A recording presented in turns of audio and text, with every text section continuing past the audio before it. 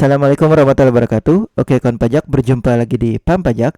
Pada video kali ini akan dibahas bagaimana solusi pelaporan SPT masa PPN atas case atau error yang sering dialami oleh wajib pajak pada saat ingin lapor SPT masa PPN. Oke, pada video kali ini akan dibahas 9 pembahasan case atau error yang terjadi atau yang sering dialami oleh wajib pajak pada saat pelaporan SPT masa PPN. Apa saja case atau error tersebut? Yaitu yang pertama, tidak ada masa pajak terkait atau masa terkait tidak ada di konsep SPT. Yang kedua, error value cannot be null atau lot datanya gagal atau datanya blank atau 400 OK. Yang ketiga, data faktur pajak keluaran di induk atau di lampiran itu tidak sesuai. Yang keempat, data faktur pajak masukan baik di induk maupun di lampiran tidak sesuai. Faktur pajak digunggung gagal di input.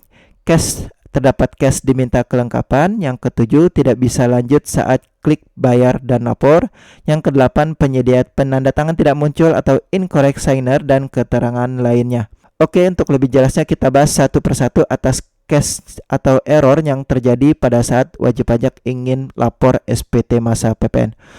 Oke, kita bahas satu persatu case yang pertama, yaitu tidak ada masa pajak terkait. Masa terkait tidak ada di konsep SPT. Perlu wajib pajak pahami, di masa pajak Januari itu konsep SPT di generate by system. Nah, di masa pajak Februari itu tidak lagi di generate by system. Jadi wajib pajak mengenerate-nya secara manual. Bagaimana caranya? Bagaimana cara mengenerate SPT agar wajib pajak bisa mengklik lihat SPT. Silakan wajib pajak klik buat konsep SPT. Jadi di menu SPT, klik buat konsep SPT. Setelah klik buat konsep SPT, langkah kedua, pilih jenis pajaknya, dipilih PPN. Setelah itu pilih periode pajaknya yang ingin dilaporkan, misalkan Februari 2025. Lanjut, pilih status SPT-nya normal, lalu klik buat konsep SPT. Setelah klik buat konsep SPT, maka wajib pajak akan bisa melihat SPT masa terkait. Silakan di refresh pada bagian ini. Kalau misalkan belum muncul, silakan di refresh. Maka wajib pajak bisa mengklik lihat yang tanda pena. Setelah klik lihat, wajib pajak bisa lanjut untuk lapor SPT masa PPN. Oke, kita bahas case yang kedua, yaitu error value cannot be null atau lot datanya gagal atau data blank dan ada keterangan 400 OK. Perlu wajib pajak pahami, untuk case yang pertama ini yaitu terjadi kesalahan value cannot be null dan identitasnya itu kosong atau datanya blank. Ini harus dilakukan ticketing penyampaian cash. Datang ke KPP untuk melakukan ticketing penyampaian cash agar diperbaiki atas wajib pajak apa yang terjadi error seperti ini, value cannot be null. Untuk error yang kedua yaitu failure response dengan keterangan 400 OK. Ini terjadi secara nasional. Jadi untuk solusi yang kedua, tunggu perbaikan sistemnya dan informasinya 400 OK ini sudah diperbaiki. Ubur-ubur ikan lele. Kita lanjut bahas yang ketiga, data faktur pajak keluaran baik di induk atau di lampiran tidak ada atau tidak sesuai. Case ini kadang terjadi. Bagaimana solusinya? Pastikan setelah klik lihat, wajib pajak mengecek terlebih dahulu sebelum klik bayar dan lapor. Pastikan kita turun ke bawah di penyerahan barang dan jasa. Wajib pajak mengecek data faktur pajak keluaran di A2. Itu datanya sesuai dengan data di SPT induk, data jumlahnya, data rekap jumlahnya. Dalam hal data faktur pajak keluaran di A2 tidak sesuai ataupun data rekapnya jumlahnya tidak sesuai di SPT induk, maka wajib pajak harus melakukan perbaikan SPT. Bagaimana cara perbaikan SPT? Sederhana saja, yaitu klik posting SPT.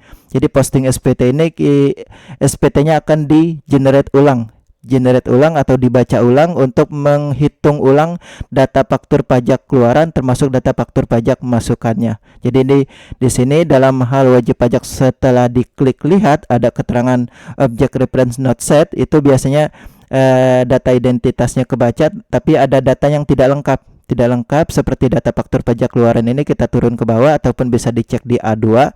Ini datanya blank atau pun datanya ada yang kurang. Silakan wajib pajak melakukan generate SPT-nya lagi dengan cara klik posting SPT. Ini posting SPT ada di bagian di bawah identitas, di bagian SPT induk yang paling atas itu di bawah identitas ada tombol posting SPT. Silakan wajib pajak klik posting SPT untuk mengenerate ulang kembali, untuk mereload data SPT-nya kembali agar datanya dibaca ulang, data faktur pajak keluarannya dibaca ulang kembali. Oke.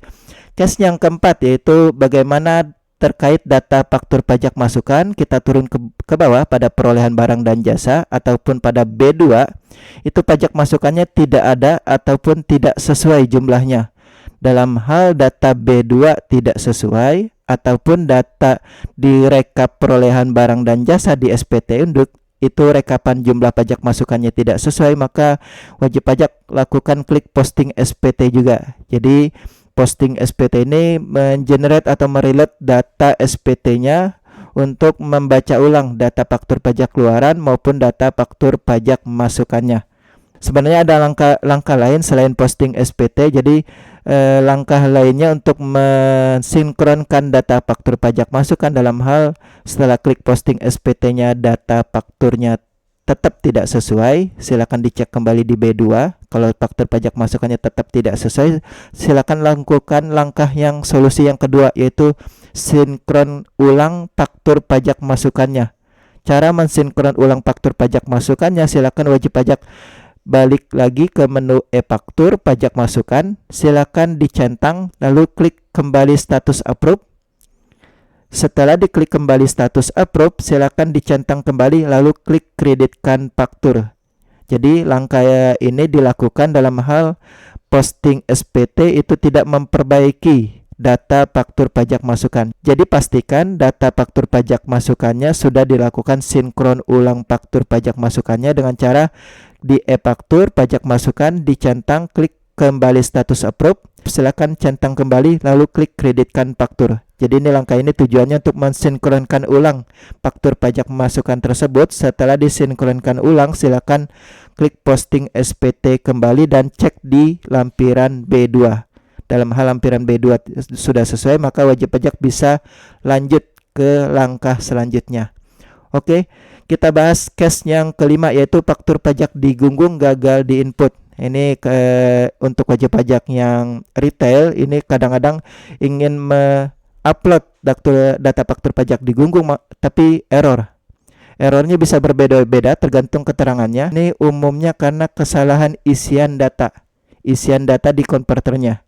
Jadi solusinya apa? Solusinya cek kembali isian data Excel konverternya, baik NPWP, masa pajak, upload datanya harus di kolom yang sesuai dan data omsetnya bisa satu baris. Perlu diperhatikan, pastikan NPWP-nya sudah sesuai, sudah 16 digit, NPWP PKP-nya sudah 16 digit.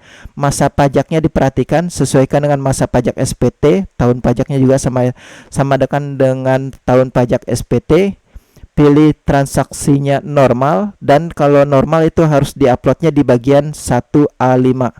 Kalau dia dibebaskan berarti diuploadnya di 1A9. Kalau dia PPN-nya tidak terutang, diuploadnya di 1B. Jadi diperhatikan tempat uploadnya, tempat mengunggah XML-nya. Ini normal, diuploadnya di 1A5.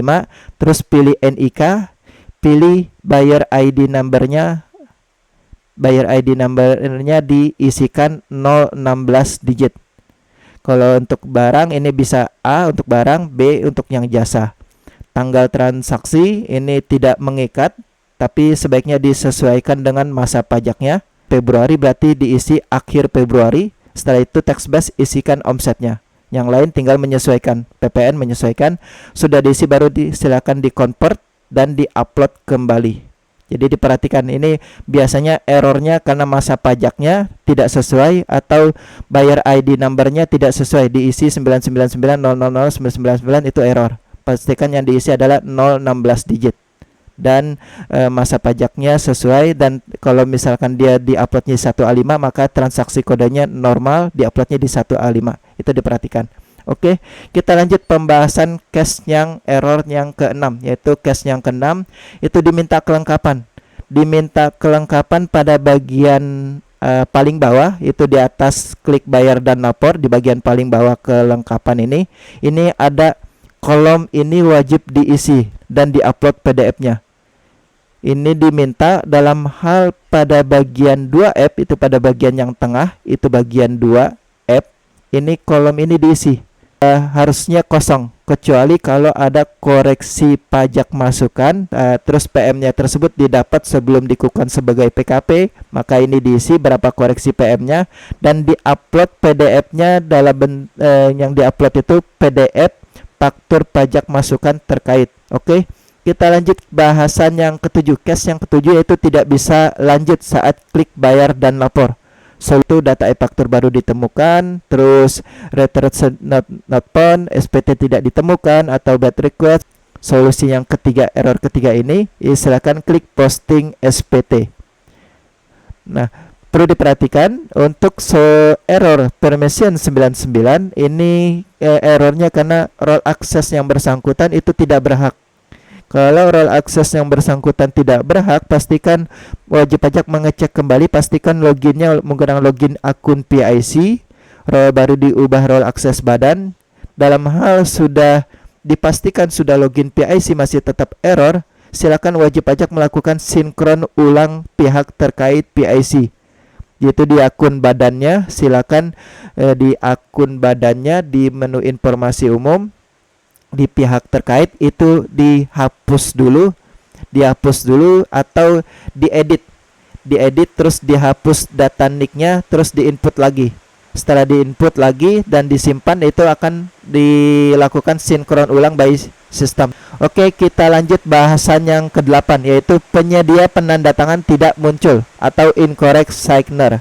Kalau penyedia penandatangan tidak muncul, maka solusinya cukup ajukan ulang kode otorisasi. Kalau keterangannya incorrect signer, maka wajib pajak mengecek kembali passphrase-nya. Ini passphrase-nya tidak sesuai, silakan wajib pajak mengecek kembali. Dalam hal dicoba berkali-kali tetap error incorrect signer, silakan wajib pajak mengajukan ulang kode otorisasi. Terus yang ke-9, case yang ke-9 yaitu error keterangan lainnya. Error keterangan lainnya apa saja? Bad respond, failure respond atau bad requests. Ini kendalanya di jaringan. Kendalanya di jaringan ini bisa jadi jaringannya terputus atau jaringannya sibuk. Kalau jaringannya terputus atau jaringannya sibuk, silakan solusinya cukup mengecek kembali jaringannya, pastikan jaringannya lancar atau di refresh atau dilakukan clear cache atau pakai mode incognito atau ganti browsernya. Jadi silakan dicoba berulang-ulang dan dicoba di refresh. Ini setelah dicoba beberapa kali baru biasanya bisa nyambung kembali. Jadi pastikan setelah di clear cache, di refresh dan dipastikan jaringannya lancar dan coba masuk kembali, maka biasanya wajib pajak sudah bisa login kembali Cortex DJP. Jadi biasanya jaringannya putus atau jaringan terputus atau jaringannya sibuk, silakan solusinya seperti ini saja. Oke, kita rekap, kita rangkum case dan solusinya.